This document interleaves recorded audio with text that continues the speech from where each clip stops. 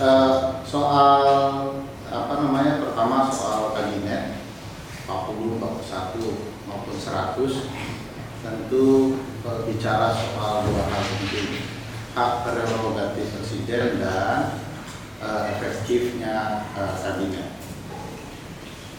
Kita memang meletakkan ada hak presiden untuk mengatur kabinet, tetapi sebagai sebuah sumber hukum, tradisi ketatanegaraan kita itu berasal dari pengalaman, dari praktik-praktik penyelenggaraan kabinet.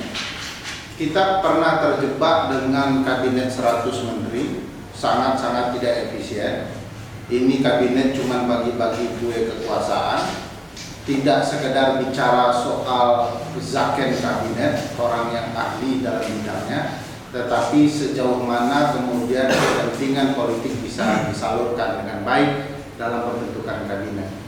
Dari pengalaman ketatanegaraan itu kita belajar bahwa kabinet itu tidak dibutuhkan seberapa banyak orang masuk kabinet, karena yang paling dibutuhkan adalah bagaimana efektivitas kabinet bisa berjalan dalam rangka pelayanan negara untuk warga negaranya dan memastikan pemerintahan dapat berjalan dengan baik. Jadi tidak ada korelasinya jumlah orang banyak dengan kemudian efektivitas jalannya kabinet. Pengalaman buruk soal 100 menteri itulah yang kemudian menjadi pembahasan di dalam Undang-Undang Nomor 39 2008 tentang Kementerian Negara untuk pembatasan kabinet. 34 itu sebagai batas maksimum.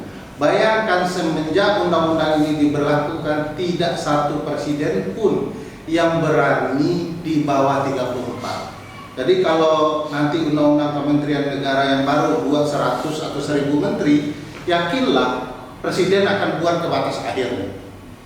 Karena esensi dari berkuasa itu adalah terpenuhinya hasrat untuk dapat kekuasaan.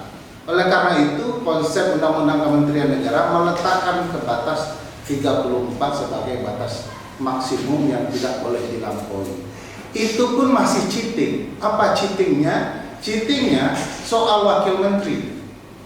Wakil menteri kalau tidak 2 ya 3. Jadi bayangkan wakilnya banyak, kan kebiasaan tradisi politik kita ya. Kemarin wakil MPR atau DPR yang 9 gitu ya.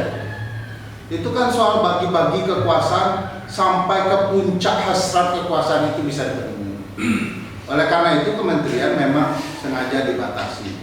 Dalam kajian Pusat Studi Konstitusi di tahun 2014, Pusat Studi Konstitusi bilang cukup 26 menteri. Perhatikan baik-baik ya, 26 menteri tanpa membubarkan 34 kementerian.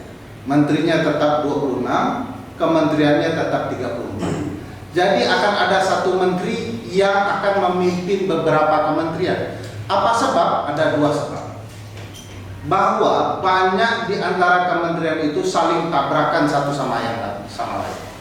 Misalnya saya contohkan ya, dalam objek yang sama yang butuh peraturan kementerian-kementerian, contoh desa, itu bisa bertemu Kementerian Desa, Kementerian Dalam Negeri, KLHK, Kementerian Perdagangan, Kementerian Pertanian, dan lain-lain.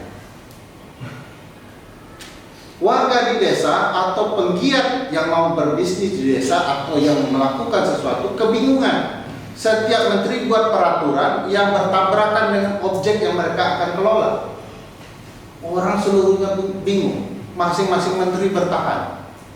Jadi kementerian bukan lagi membuat pemerintahan, tata kelola pemerintahan menjadi efektif, tapi membuat bingung orang.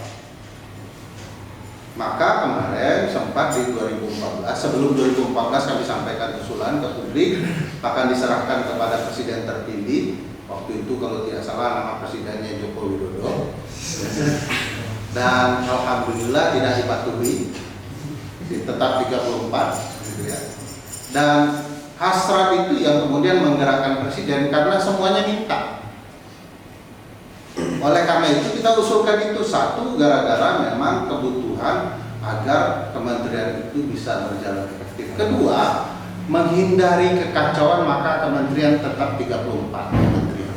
Kenapa bisa timbul kekacauan? Karena pengalaman waktu praktik Presiden Abdurrahman Wahid diubah nomenklatur kementerian, nama menteri berganti dan segala macam, itu sudah membebani biaya. Kok surat kementerian itu diganti, itu seluruh Indonesia diganti, miliaran itu. Makanya kalau ada yang usul tambah jumlah menteri, berarti dia sedang membuat kerugian keuangan negara yang baru. Untuk konsurat saja sudah miliar.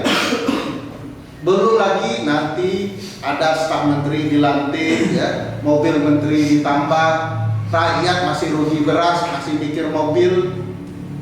Belum kalau menterinya punya hasrat seperti penyelenggara pemilu, satu komisioner butuh 3 mobil mewah. Yang menurut sepengetahuan saya satu orang tidak bisa pakai mobil ketiga-tiganya sekaligus. Nah, tapi mereka butuh juga 3 mobil. Bayangkan menteri akan ada patwal baru, ya, mobil baru, ya, ajudan baru, staf baru, ahli baru. Berapa uang negara yang hendak dimubazirkan untuk memenuhi hasrat ini?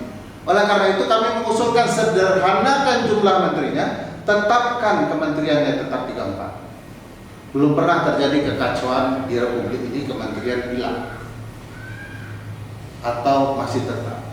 Tiba-tiba karena kementeriannya 34 ada ruang ketata pengelolaan negara kita yang hilang. Enggak ada. Semua bisa ditanggulangi selama nomenklaturnya ditentukan.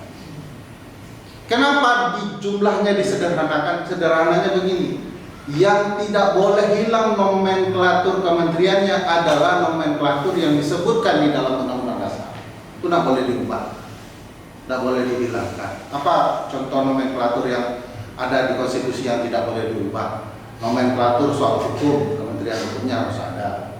Dalam negeri, luar negeri, pertahanan, itu tidak boleh dihilangkan, tidak boleh diganti oleh undang-undang kementerian. Jadi itu akan tetap ada menterinya dan kementeriannya, dan mestinya ada penyederhanaan agar tidak timbul pembaziran baru.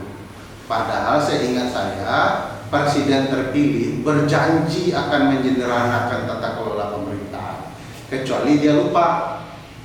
Kecuali nanti ada godaan-godaan yang menawarkan, Pak, ini semua berjasa untuk pemilu kita karena 58,8% tidak didapat oleh Bapak sendiri misalnya.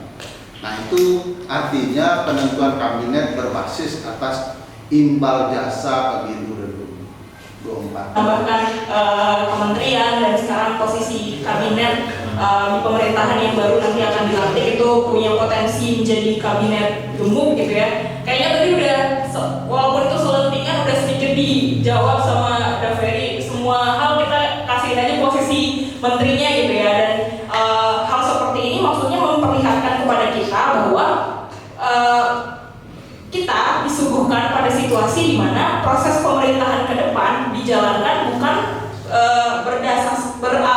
berbasiskan kepentingan dan kemauan untuk membentuk kebijakan yang baik bagi masyarakat gitu, tapi cuman untuk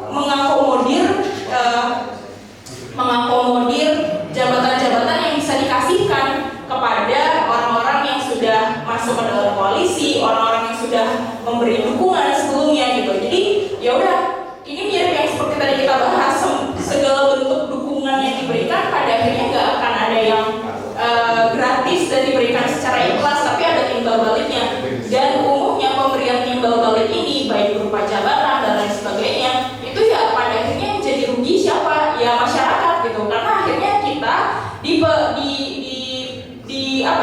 hidup menjadi warga negara dipimpin oleh pemerintahan, oleh rezim yang orang-orangnya tidak duduk di sana berdasarkan kompetensi, tapi ya berdasarkan bagi-bagi jabatan aja gitu. Ketika hal seperti itu yang terjadi dan mereka harus mengurus urusan-urusan kementerian, kenegaraan yang berdampak langsung pada hajat hidup masyarakat, gimana kita bisa punya harapan bahwa kebijakan yang dibentuk itu ya baik buat kita gitu, karena toh orang yang duduk di situ nggak punya kapabilitas untuk itu gitu. Makanya di sini juga udah walaupun praktik penunjukan menteri itu memang hak prerogatif dari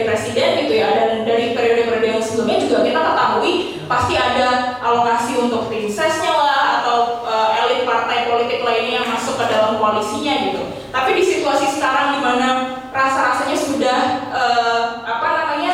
banyak pihak merapat dan pemerintah komposisi kabinet atau pemerintahannya menjadi sangat gemuk, tentu kami sangat khawatir juga gitu, khawatir proses check and balancesnya nggak bisa berjalan dengan optimal kayak gitu. Dan menyangkut situasi ini, ketika ditanya tadi juga pertanyaannya, langkah konkret apa yang bisa kita lakukan?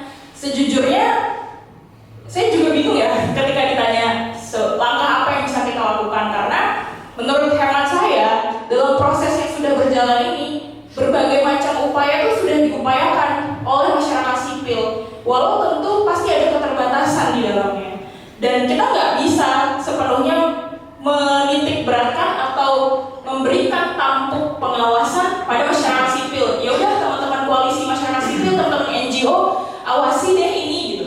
Nggak bisa seperti itu, meskipun saya yakin koalisi masyarakat sipil, teman-teman NGO akan melakukan itu. Tapi kita punya lembaga pengawas pemilu misalkan, Bawaslu yang dalam praktiknya pada saat pemilihan umum kemarin bisa kita sampaikan ya kurang progresif, kurang bertindak cepat dalam menangani beberapa dugaan pelanggaran pemilu gitu. Jadi tentu mungkin kalau ditanya langkah apa yang bisa dilakukan, menurut saya